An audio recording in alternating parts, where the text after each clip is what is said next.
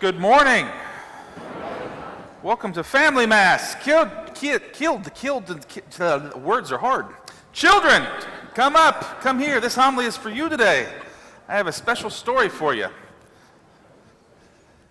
Come. What are we doing? Come on, come here. I'm going to sit right here. Oh, I'm tired. Okay, have a seat. How are you all? Happy Easter. You excited? Okay, well, tell your faces.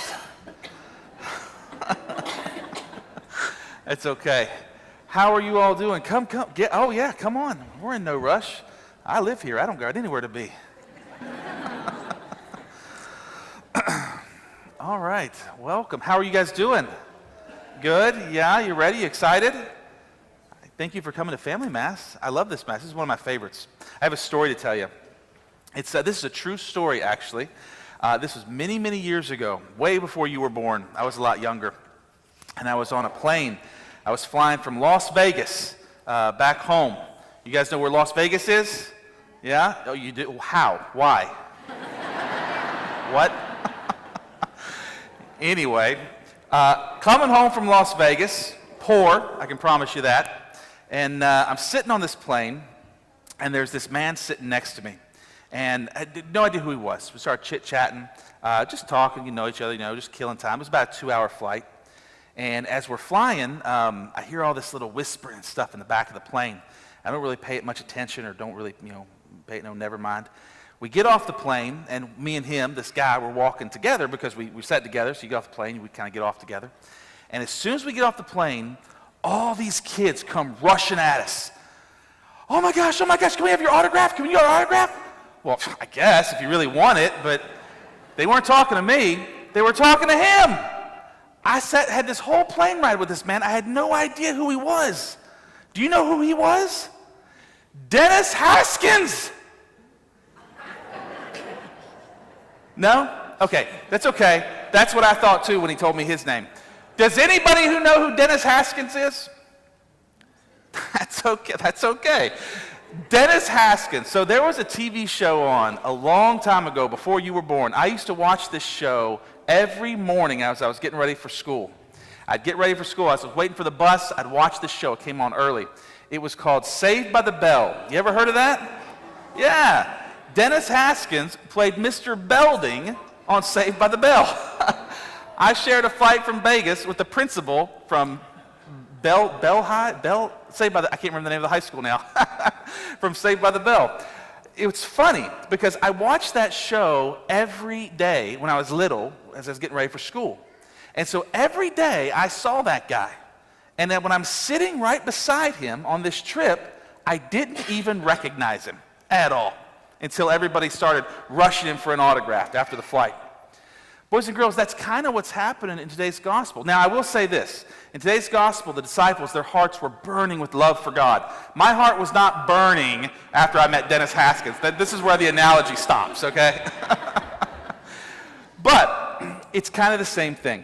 So these two guys, they were with Jesus every day, working with him, doing miracles with him, teaching with him, learning from him. Every day they saw this guy for like 3 years. And then they're leaving. They're upset. Jesus dies on the cross, right? And then he rises again, and they don't see that part. But when he comes back, they think everything's defeated. They think Jesus lost. And they're scared, and they're hurt because their friends died. And so what do? They go back to Emmaus, where they're from. And so on this journey, this man comes and joins them. Now, this man is Jesus, and they don't recognize him. How is that possible? Boys and girls, we are like that sometimes too. Jesus is with us all the time. You guys know that, right? Jesus is always with you. But are there some times in life where you feel like he's a little far away? Or like maybe you want to pray to him, but you think maybe he's not listening or he's not answering your prayer right away? We can feel like that. Sometimes when we're scared, when we're afraid, when we're angry sometimes.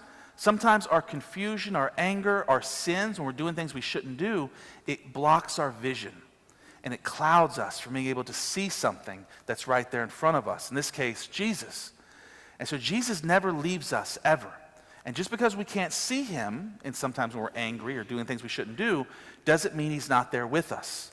So I'll give you a good example. There's lots of things we can't see, but we know deep down they're always there. So for example, you guys remember, what do we do? What's one of the big things we do during Holy Week? We cover something. What do we cover? Yes, we cover the cross, and we cover Mary and the statues and the saints. We cover everything. But when you saw that stuff covered, did you think that Father had taken that cross down and got rid of it? No, you knew it was there. You could kind of see it, yeah. You knew. You're ruining my homily, kid. You couldn't see it. That's the point.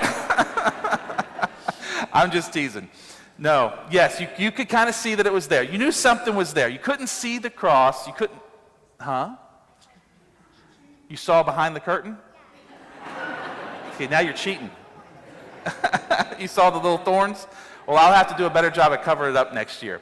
The point, though, even though it was covered, and even if you didn't see the thorns, you still would have known he was there, right? Let's try a different example. Let's say your mom and dad love you very much, and they're always there for you, right? Let's say you woke up tomorrow and you were blind, and you couldn't see them at all. You'd know they're still there, right? Okay, that works better.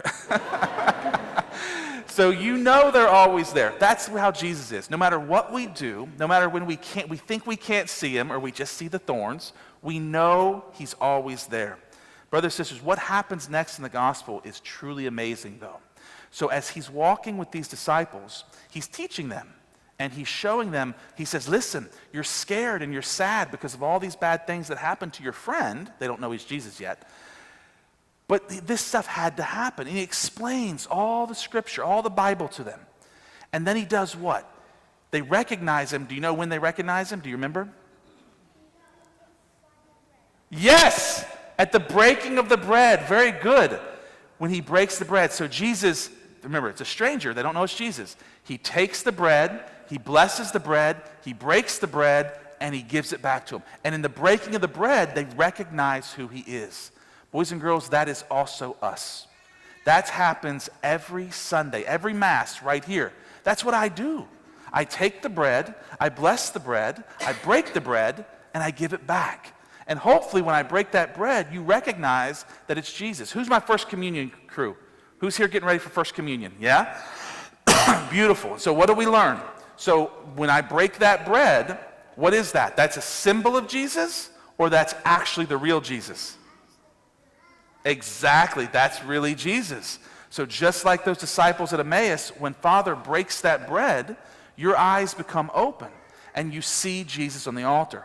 And so when we're scared, when we're angry, when we're confused, when things aren't going our way, and we want to turn to Christ, but we don't recognize him, we don't see him around us, what's the best thing we can do?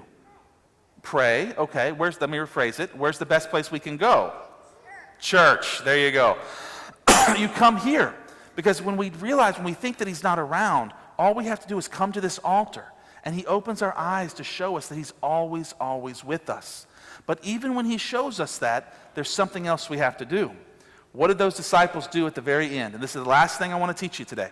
What is the last thing they did? Come on, you got this. They prayed? Well, probably, yeah. Their hearts were burning, and they had walked from Jerusalem all the way to Emmaus.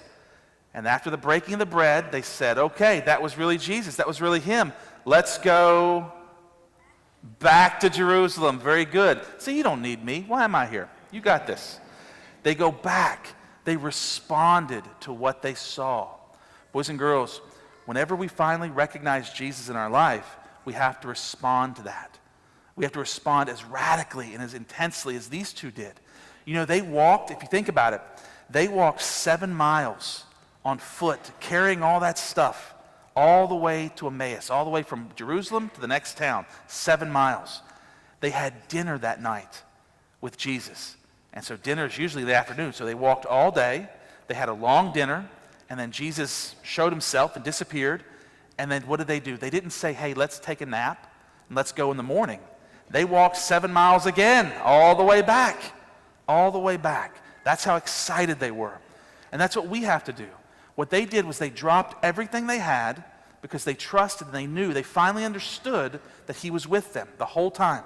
And so they dropped what they had, what was keeping them from seeing him, right? Their confusion, their pain, their disappointment, and they went back.